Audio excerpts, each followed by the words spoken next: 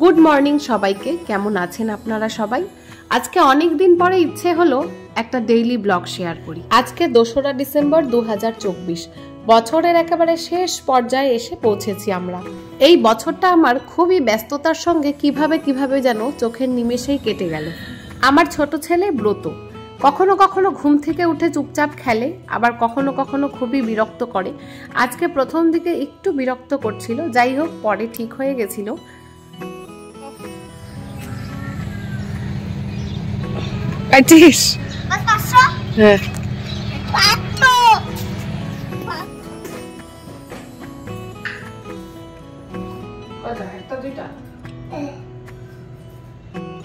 বড় ছেলে খেয়ে স্কুলে চলে গেছে, আর ওর বাবা টিউশন পড়াতে চলে গেছে। এদিকে আমার সকালের কাজকর্ম শুরু হয়ে গেছে। জল প্রচন্ড ঠান্ডা, এখন বাসন ধুতে ইচ্ছেই করছে না।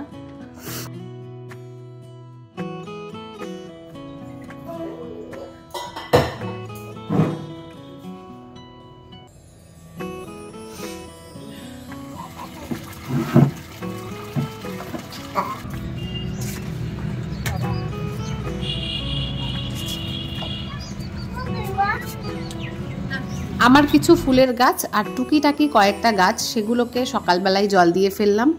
আগে অনেক গাছ ছিল, ছাদ ভর্তি গাছ ছিল। পরে যখন কাজ চলছিল ছাদে, তখন সব ঢিল মেরে মেরে ফেলে দিয়েছি ছাদ থেকে।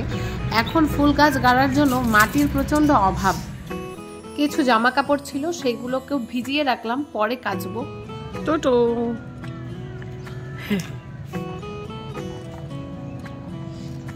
এদিকে চলে আসলাম আমি ঘরটা ঝাড়ু দিতে, তখন ঘর ঝাড়ু দেওয়া হয়নি।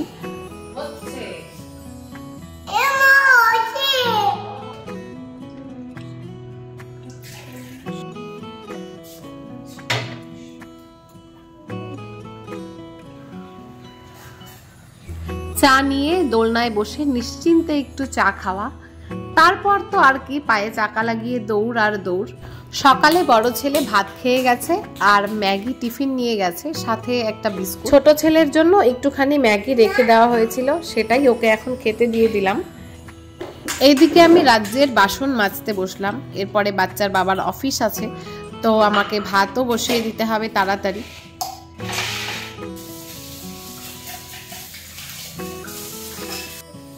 ব্রতর খাওয়া শেষ, ব্রত নিজে নিজেই হাত ধুয়ে ফেলছে বেসিনে। জল খাও।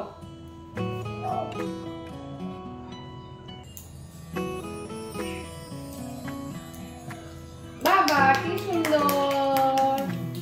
এবারে এঁটো কাটা সব পরিষ্কার করবার পালা। আজকে রান্না করার বিশেষ কোনো ইচ্ছা নেই, গতকালকের একটুখানি মাংস রয়েছে, আবার বেগুন আলু মূলো দিয়ে ইলিশ মাছের তরকারিও রয়েছে, আবার মাছও রয়েছে। রান্না করার সময় হবে না, তার কারণ 3 রকমের মিস্ত্রি রয়েছে বাড়িতে। রং মিস্ত্রি, টাইলসের মিস্ত্রি, পাথর ঘষবে, আর হচ্ছে কারেন্টের মিস্ত্রি। বিগত 9 মাস যাবৎ বাড়ির কাজই চলছে, বাড়ির কাজ যেন শেষই হতে চায় না। 2018 সালে বাড়ির কাজ শুরু করেছিলাম, আর 2021 সালে এই বাড়িতে এসে উঠেছিলাম। তখন মাত্র একটা ঘরে টাইলস লাগানো হয়েছিল, আর কোনো রকমে শুধু থাকতাম। তারপর ছোট ছেলে হলো, ছোট ছেলে একটুখানি বড় হলো, তারপরে আবার এই বাড়ির কাজ শুরু করা।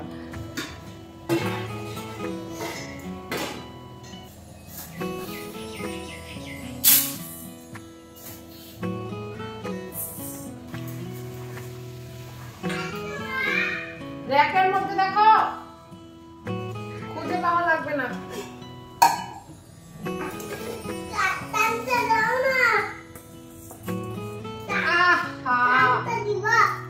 এইদিকে ভাত বসিয়ে দিয়ে এদিকে আমি ভিডিও এডিট করছিলাম, আর ভাতটাও হয়ে গেছে। এরই মধ্যে মিস্ত্রিও ঢুকে গেছে, তো আজকের মতো আর ভিডিও এডিট করা সম্ভব নয়। খোটখাট আওয়াজ অবশ্যই পাচ্ছেন আপনারা।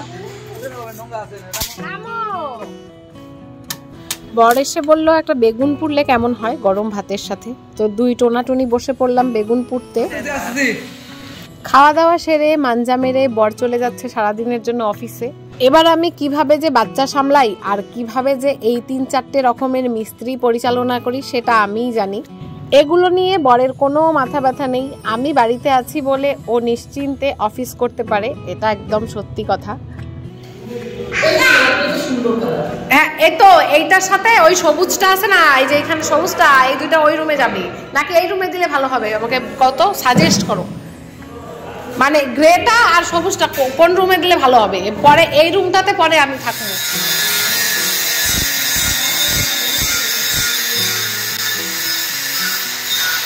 প্রত্যেকের জীবনে কাজের জায়গা থেকে নিজের নিজের একটা অবস্থান থাকে, পোস্ট থাকে। তো আমার পোস্ট হচ্ছে আমি যক্ষ, আমার হচ্ছে যক্ষ পোস্ট।